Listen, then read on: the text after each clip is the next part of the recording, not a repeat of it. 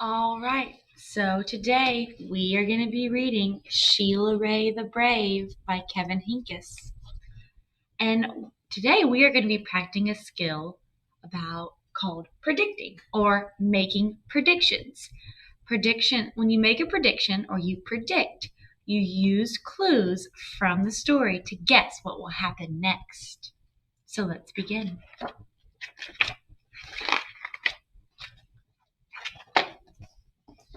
Sheila Rae wasn't afraid of anything.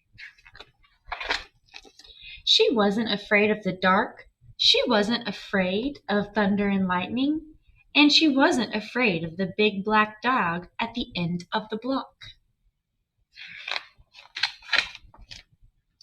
At dinner, Sheila Rae made believe that the cherries in her fruit cocktail were the eyes of dead bears. And she ate 5 of them. At school, Sheila Rae giggled when the principal walked by. And when her classmate Wendell stole her jump rope during recess, Sheila Rae tied him up until the bell rang. "I am very brave," said Sheila Rae, patting herself on the back.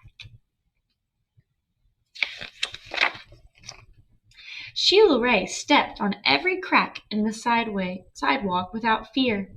When her sister Lois said there was a monster in the closet, Sheila Rae attacked it.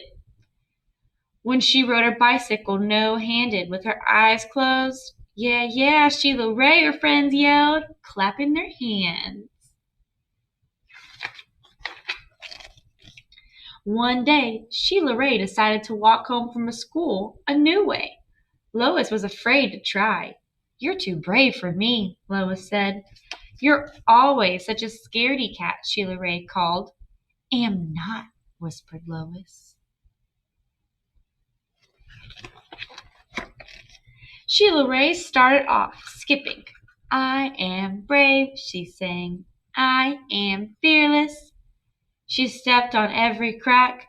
She walked backwards with her eyes closed.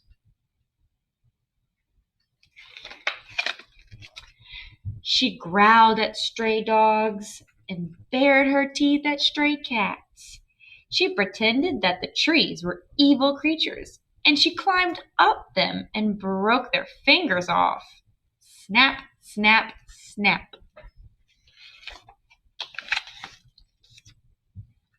Sheila Rae walked and walked. She turned corners. She crossed streets. It suddenly occurred to Sheila Rae that nothing looked familiar. Sheila Rae heard frightening noises. They sounded worse than thunder. She thought horrible thoughts. They were worse than anything she had ever imagined. "I am brave," Sheila tried to convince herself. "I am fearless."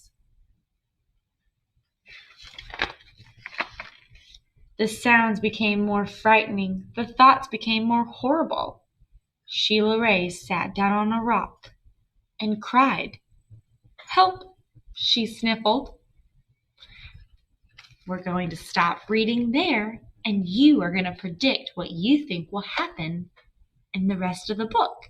So move to the next slide to draw a picture of your prediction.